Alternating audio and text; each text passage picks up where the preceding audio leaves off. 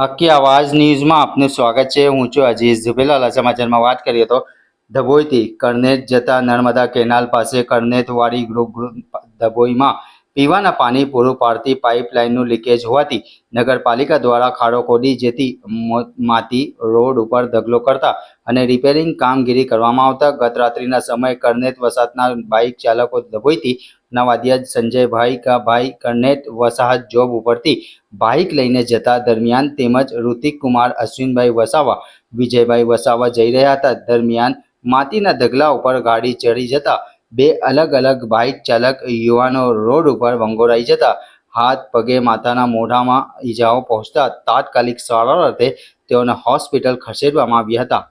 Report Rafiq Mansuri.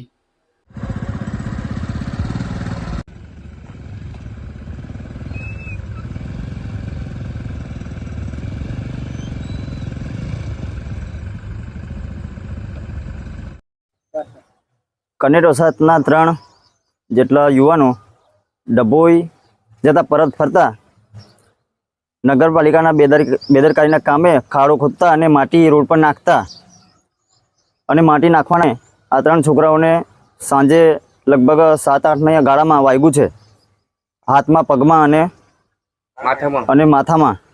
અને કાલ ઉઠીને આ લોકોને વધારે ઇજાગ્રસ્ત થતા આ ડભોઈ નગરપાલિકાની જવાબદારી લેશે। અને એ મોડા પર વાગ્યું છે અને માથામાં બી વાગ્યું છે અને આ લોકોથી આ લોકો તો પડ્યા જ છે અને કનેર ગામના પણ હજુ બીજા પડ્યા છે। તો આ જવાબદારી લેશે નગરપાલિકા? ઓછું વધતું થાત તો લેશે નગરપાલિકા?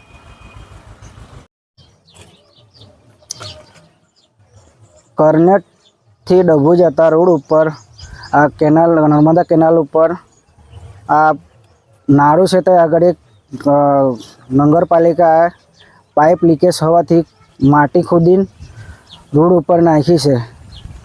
એને જે મારા છોકરો ડભોઈથી આવતા એ માટીના ઢગલા પર પડ્યો અને એને જે છોકરો આ લોકોએ જે માટી ખોદી તો બરાબર ખોદી છે પણ એને નાખીએ બરાબર છે પણ એને જે ગેબિકેટ કે એને કોઈ નિશાની મૂકી નહીં ને છોકરો ઈજા થયા છે પડીને એને માથાના ભાગમાં અને મોઢાનો હોઠ ઉપર 8-9 ટકા આવ્યા છે છોકરાને।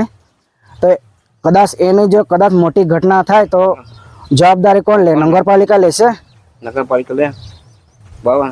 અને એ પડ્યા તો પડ્યા પણ ગામના 2 બાઈકો બી પડી છે એને બી ઈજા થઈ છે।